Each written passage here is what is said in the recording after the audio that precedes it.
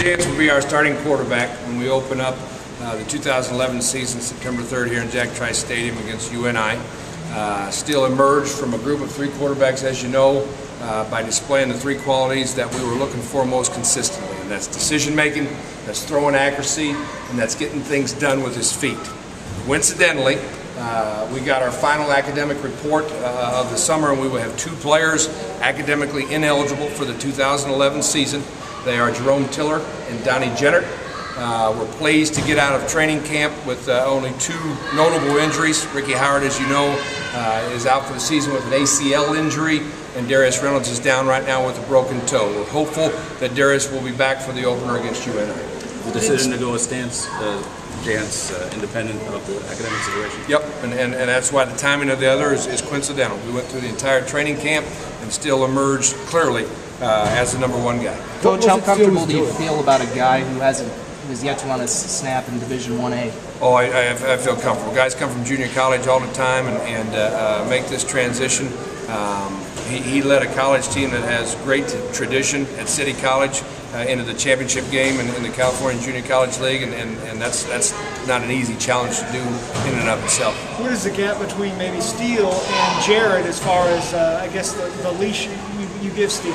Oh, he'll be the starting quarterback, and there won't be any desire to pull a guy going into it. But I'll add to that by saying we're very pleased with Jared Barnett and what he brings as our #2 quarterback.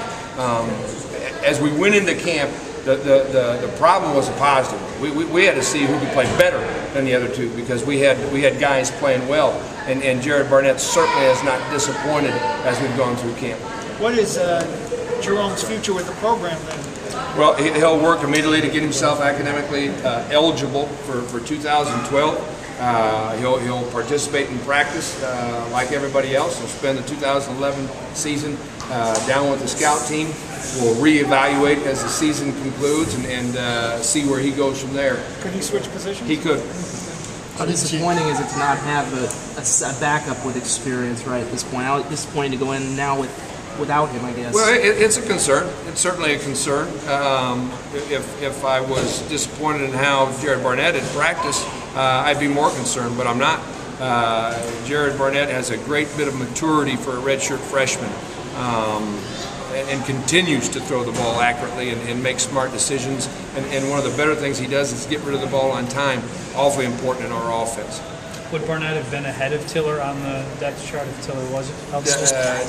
Doesn't need to be commented on. Jared Barnett's our #2 quarterback, and I'm thrilled about that. What did Jantz do to most improve from coming here to this point now being industry? Well, I think his decision making improved as his knowledge and confidence improved. He took off and ran this fall camp when he should have. In the springtime, he didn't do that. He threw the ball on time. He threw a lot of good balls tonight into crowds. Not balls that concern him because they went into crowds.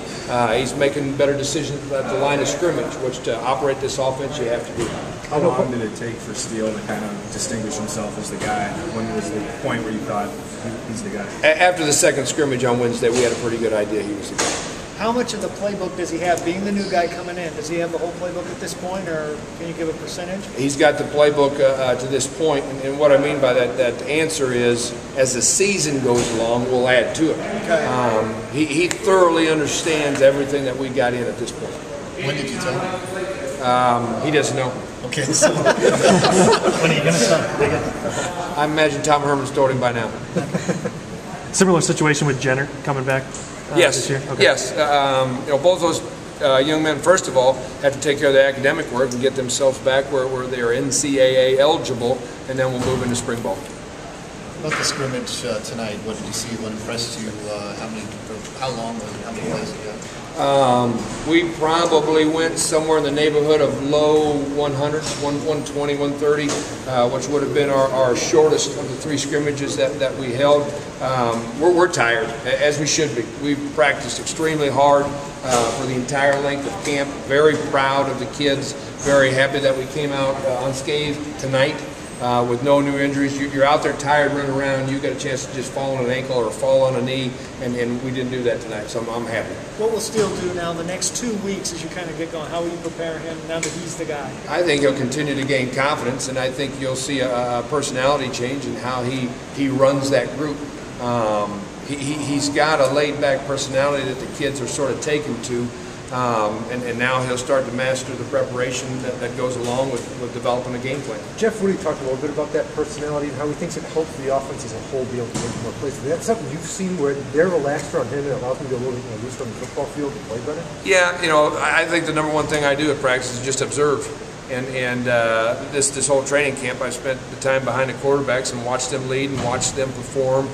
They do it in different ways. Jared Barnett is not unlike Steele in that fact. He's very even keel. He takes it one play at a time. And when you have that calming effect as the leader of 10 other guys, you get positive results.